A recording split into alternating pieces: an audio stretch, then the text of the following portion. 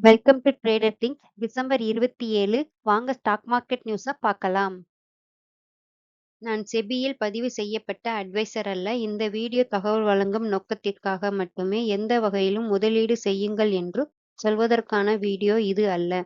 இங்கு சொல்லப்படும் தகவல்கள் அனைத்தும் என் சொந்த பார்வைக்குட்பட்டவை. யாரும் ட்ரேடிங் செய்யும் முன் சான்றளிக்கப்பட்ட நிதி ஆலோசகர்களிடம் கலந்து ஆலோசிப்பது நல்லது. யுஎஸோட கவர்மெண்ட்ல இருந்து ஒரு நியூஸ் சென்ட் பண்ணியிருக்காங்க. ஹெச்-1பி விசான்னு சொல்லுவாங்கல்ல. அதுதான். அது என்ன நியூஸ்ன்னு நம்ம பார்க்கலாம். அமெரிக்காவுல ஹெச்-1பி விசாவுடைய லாட்டரி முறைய இப்போ ஸ்டாப் பண்ணி வச்சிருக்காங்க. இனிமேல் நம்ம ஃபார் எக்ஸாம்பிள் டிசிஎஸ்ல இருந்து இப்ப யுஎஸ்ல ஒர்க் பண்ணணும்னு நெனச்சாங்கன்னா, அவங்க ஒண்ணு அதிகமா சம்பளம் வாங்கணும். இல்லன்னா ரொம்ப டேலண்டா இருக்கவங்க மட்டும் தான் விண்ணப்பம் செய்ய முடியும்னு சொல்லியிருக்காங்க. அதாவது இப்ப கம்பெனி எவ்வளோ கவர்மெண்ட்டுக்கு டாக்ஸ் பே பண்ணணும்னா, $1,00,000 பே பண்ணணும். நம்மளோட இந்தியனோட ரூப்பீஸ் பார்த்தீங்கன்னா, 83,00,000 பே பண்ணணும்னு கவர்மெண்ட்டுக்கு, அதாவது யுஎஸ் உடைய கவர்மெண்ட்டுக்கு பே பண்ணணும்னு சொல்லியிருக்காங்க. அது மட்டும் இல்லாம H-1B விசாவும், H-4 விண்ணப்பம் செய்றவங்களுக்கு அதிகமா பார்த்தீங்கன்னா, பேக்கிரவுண்ட் வெரிஃபிகேஷன்ஸ் ரொம்ப அதிகமா இருக்கும்னு சொல்லியிருக்காங்க. இதனால பார்த்தீங்கன்னா, இப்ப பார்த்தீங்கன்னா, ஐடி உடைய கம்பெனிஸ் எல்லாமே ரொம்ப மோசமா இருக்கிறது சொல்லியிருக்காங்க. ஸோ இனிமேல் பார்த்தீங்கன்னா, இப்போ லாஸ்ட்டா பார்த்தீங்கன்னா, 2025ல பார்த்தீங்கன்னா, 95,000 விசாவே ரத்து செய்யப்பட்டுள்ளதுன்னு சொல்லியிருக்காங்க. இப்போ இனிமேல் ஃபியூச்சர்ல பார்த்தீங்கன்னா, இந்தியாவுல இருந்து போகக்கூடிய ஸ்டூடெண்ட்டும் சரி, வேலைவாய்ப்பு பயணிகளும் சரி, ரொம்ப கவனமாக இருக்கணும்னு சொல்லியிருக்காங்க. வாங்க ஸ்டாக் நியூஸ பார்க்கலாம். டைட்டன் பயோடெக் பார்த்தீங்கன்னா, கம்பெனி சைட்லேருந்து ஒரு முக்கியமான நியூஸ் கிடைச்சிருக்குது. அவங்களுக்கு ஒரு பெரிய பிக் ஆர்டர்ல கையெழுத்திடப்பட்டதாக சொல்லியிருக்காங்க. அது மட்டும் இல்லாம புதுசா பார்த்தீங்கன்னா, தயாரிப்பு வரிசைய அறிமுகம் செய்யலான்னு கம்பெனி சைட்லேருந்து சொல்லியிருக்காங்க. ஆனா இந்த ஒப்பந்தம் எவ்வளோ பணம் மதிப்புள்ளதுன்னு அவங்க சொல்லல. கேஎன்ஆர் உடைய கன்ஸ்ட்ரக்ஷன் பார்த்தீங்கன்னா, 1,543 கோடி ஒப்பந்தத்துல 4 வழி சாலைகள செல் பண்ணியிருக்காங்க. அத யாரு வாங்கியிருக்காங்கன்னு பார்த்தீங்கன்னா, இண்டஸ் இன்ஃப்ரா ட்ரஸ்ட்ல இருந்து தான் வாங்கியிருக்காங்க. இனிமேல் பார்த்தீங்கன்னா, கேஎன்ஆர் கன்ஸ்ட்ரக்ஷன் 4 வழி சாலைகளோட திட்டத்துல இருந்து முழுசா வெளியேற போறதா சொல்லியிருக்காங்க. இந்த மணிய யூஸ் பண்ணி அவங்க கடனுக்கும் சரி, அவங்களுடைய ஃபினான்ஷியல் ஸ்ட்ராங் ஆக்குறதற்காக யூஸ் பண்ண போறோம்னு சொல்லியிருக்காங்க. ஓலா எலக்ட்ரிக் மொபைலிட்டி பார்த்தீங்கன்னா, அவங்களுக்கு பார்த்தீங்கன்னா, கவர்மெண்ட் சைட்ல இருந்து 367 கோடி பணம் வாங்கியிருக்காங்க. அந்த பணம் பார்த்தீங்கன்னா, பிஎல்ஐ ஆட்டோவுடைய திட்டத்துக்கு கீழ வாங்கியிருக்காங்க. இந்த அமௌண்ட் யூஸ் பண்ணி அவங்க பார்த்தீங்கன்னா, அவங்களுடைய ஆப்பரேஷன அதிக விரிவுபடுத்த போறதா சொல்லியிருக்காங்க.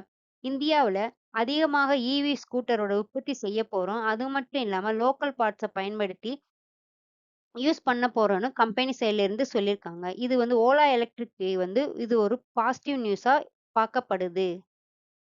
இண்டஸ்இண்ட் பேங்க்ல இருந்து ஒரு நியூஸ் கிடைச்சிருக்குது.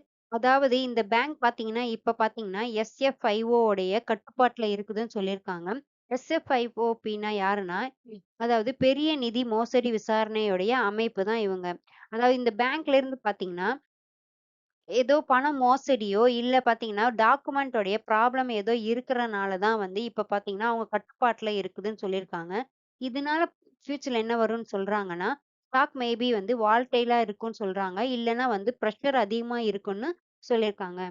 கேஸ்ட்ரோல் இந்தியன் பேங்க்ல இருந்து என்ன நியூஸ் சொல்லியிருக்காங்கன்னா, கேஸ்ட்ரோல் இந்தியன் பேங்க் பார்த்தீங்கன்னா, 26% ஷேர ஓப்பன் ஆஃபர்ல வெளியிடப் போவதா சொல்லியிருக்காங்க. பெர் ஷேரோட பிரைஸ் பார்த்தீங்கன்னா, ரூ. 194ன்னு ஒரு பெர் ஷேர செல் பண்ண போறதா சொல்லியிருக்காங்க.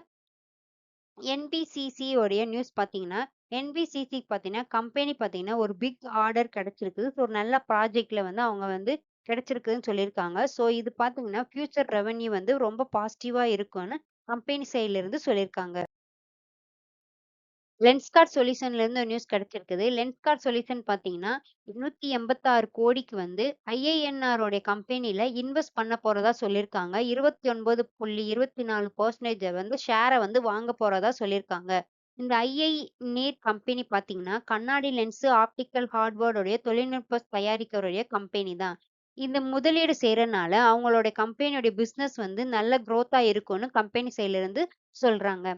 வோடாஃபோன் ஐடியால இருந்து ஒரு நியூஸ் கிடைச்சிருக்குது. ஆக்சுவலா பார்த்தீங்கன்னா, வோடாஃபோன் ஐடியாவுக்கு பார்த்தீங்கன்னா, மும்பை மற்றும் பெங்களூருடைய வரி அதிகாரி கிட்ட இருந்து பார்த்தீங்கன்னா, ஜிஎஸ்டி பெனால்டி ரிசீவ் ஆயிருக்குது. 83 கோடிக்கு ரிசீவ் ஆயிருக்குது. ஸோ கம்பெனி சைட்ல இருந்து என்ன சொல்றாங்கன்னா, இந்த இந்த இந்த பெனால்டிய வந்து நாங்க ஏத்துக்க மாட்டோம்ன்னு சொல்லியிருக்காங்க. ஸோ நாங்க நீதிமன்ற முறையில லீகல் ஆக்ஷன்ஸ் வந்து நாங்க வந்து டைரக்ட்டா பார்த்துக்குறோம்னு கம்பெனி சைட்ல இருந்து சொல்லியிருக்காங்க. விக்ரம் இன்ஜினியரிங்ல இருந்து ஒரு நியூஸ் கிடைச்சிருக்குது. விக்ரம் இன்ஜினியரிங்கோட பார்த்தீங்கன்னா, 451,00,00,000 வந்து சோலார் திட்ட ஆர்டர் வந்து கிடைச்சிருக்குது. யார்கிட்ட இருந்து பார்த்தீங்கன்னா, NTPC இடம் இருந்து கிடைச்சிருக்குன்னு சொல்லியிருக்காங்க. ஸோ இதனால பார்த்தீங்கன்னா, கம்பெனியோடைய ஆர்டரோடைய புக் வேல்யூவும் சரி, ஸ்டாக் வந்து பூஸ்ட் ஆறதுக்கு அதிக வாய்ப்பு இருக்குதுன்னு விக்ரம் இன்ஜினியரிங் உடைய கம்பெனி சைட்ல இருந்து சொல்லியிருக்காங்க. டுடே இன்னைக்கு எனக்கு கிடைத்த ஸ்டாக் நியூஸ் உங்களுக்கு ஷேர் பண்ணிட்டேன். அவ்வளவுதான் ஃபிரெண்ட்ஸ். தேங்க் யூ ஃபார் வாட்சிங் அவர் சேனல். சப்ஸ்கிரைப் பண்ணுங்க, கமெண்ட் பண்ணுங்க, லைக் பண்ணுங்க. Thank you friends.